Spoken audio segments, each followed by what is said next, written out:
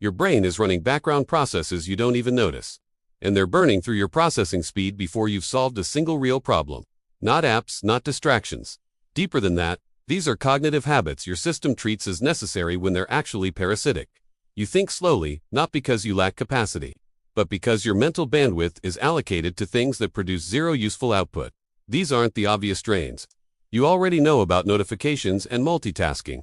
This is the invisible load, the mental overhead you carry without questioning it, the patterns you repeat because they feel productive when they're just noise. And the cost shows up as lag, as mental friction, as the feeling that thinking is harder than it used to be. Because it is. Your prefrontal cortex is spending cycles on low-value operations while high-value decisions wait in queue, and you experience this as slowness. The first drain is mental rehearsal of conversations that already happened. You replay the meeting, rewrite what you said, reimagine what you should have done. Your brain treats this as problem-solving, but it's not. It's a closed loop with no exit condition. It is widely observed that rumination activates the same neural circuits as active problem-solving, so your brain thinks it's working when it's just spinning. And every minute spent rehearsing the past is a minute not available for processing the present. This isn't reflection. It's cognitive waste. The second drain is preemptive decision fatigue. You're not just making decisions. You're imagining every possible version of every decision before you make it. What if you say yes? What if you say no? What if you wait? What if you commit? What if they react badly? What if it doesn't work? Your brain runs simulations in parallel, trying to predict outcomes it can't actually predict. And each simulation costs working memory. Cognitive science suggests that excessive scenario modeling increases decision latency without improving decision quality. You're not getting better answers, just slower ones.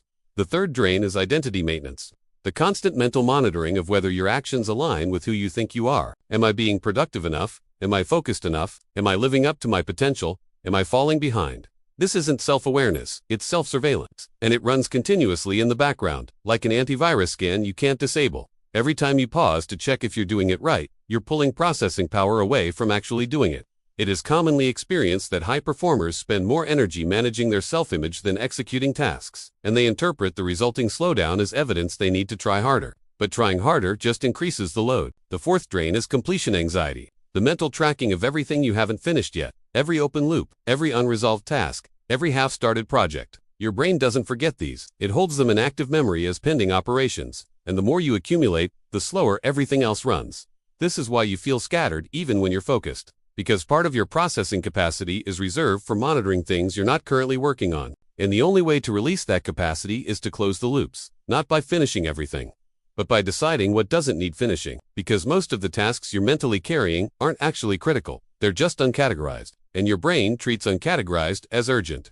The fifth drain is comparative positioning.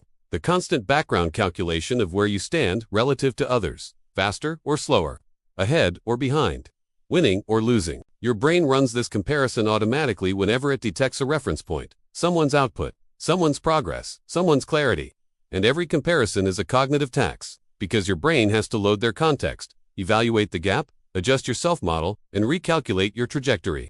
None of this makes you faster, it just makes you aware of being slow. And awareness without action is just another background process consuming resources you don't have.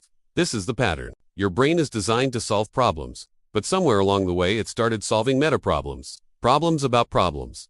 Anxiety about performance. Worry about speed. And now most of your mental energy goes toward managing your relationship with your own cognition instead of actually using it. This is where the cognitive offload system becomes essential, not as theory, as infrastructure. You can't stop these drains by willpower. Because they're automated, your brain doesn't ask permission to ruminate or compare or rehearse. But you can interrupt the automation by making the invisible visible. And the first step is externalizing the load. Write down every open loop you're mentally tracking, every decision you're deferring, every conversation you're replaying, every comparison you're running. Get it out of your head and onto a page. Because as long as it's internal, your brain assumes it needs to keep processing it. Once it's external, your brain can release the hold. Not because the problem is solved, but because the problem is stored. And this creates space. Immediate, measurable space. It is widely observed that cognitive offloading reduces working memory load within minutes of externalizing pending tasks. You don't feel lighter because you finished anything. You feel lighter because you stopped carrying it in active memory. The second step is decision closure. Not making perfect decisions. Just making decisions and moving on. Your brain doesn't need the best answer. It needs resolution. Because unresolved decisions occupy processing slots even when you're not consciously thinking about them. So set a threshold. Any decision that takes longer than 2 minutes to evaluate gets decided based on current information and closed, not because the outcome doesn't matter, because the mental cost of keeping it open is higher than the value of marginal optimization. This is the recalibration. The third step is identity detachment. Stop checking whether you're being the right version of yourself. Just execute the task in front of you. Your brain will resist this, because it's used to constant self-monitoring as a way to avoid failure. But the monitoring is the failure. Every second spent evaluating your performance is a second not performing. And the gap between who you are and who you think you should be only widens when you're watching it instead of closing it. So stop watching. Start moving. The fourth step is loop prioritization. You can't close every loop, but you can decide which ones actually matter. Look at your list of unfinished tasks. Identify the 3 that have real consequence if left incomplete.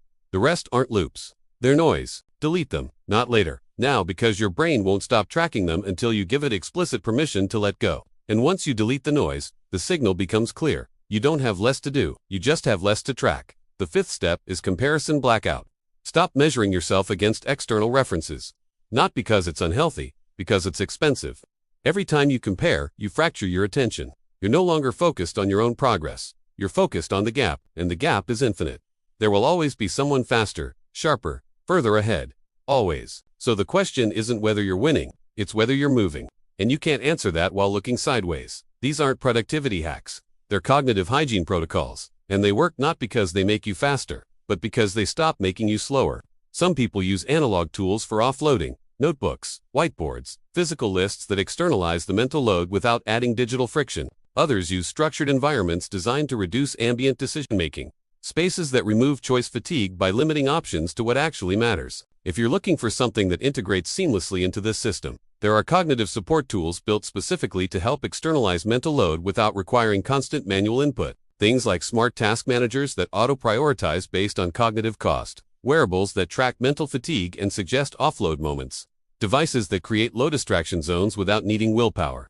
There's a breakdown in the description of a few options that align with the cognitive offload system if you want to explore what works for your setup, not as a replacement for the protocol.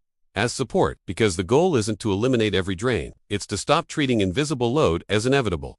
Your brain has finite bandwidth, and every process running in the background is bandwidth you can't use for the work that matters. So the fix isn't adding more capacity. It's shutting down the processes that shouldn't be running in the first place. Notice the rehearsal. Close the decision. Detach from identity. Prioritize the loops. Black out the comparisons. That's the system. Not motivation, not discipline. Just cognitive resource management at the operational level. Because processing speed isn't something you're born with. It's something you protect by removing everything stealing it from you. Disclaimer, this content is for informational and educational purposes only. It is not a substitute for professional medical, psychological, or cognitive health advice, diagnosis, or treatment.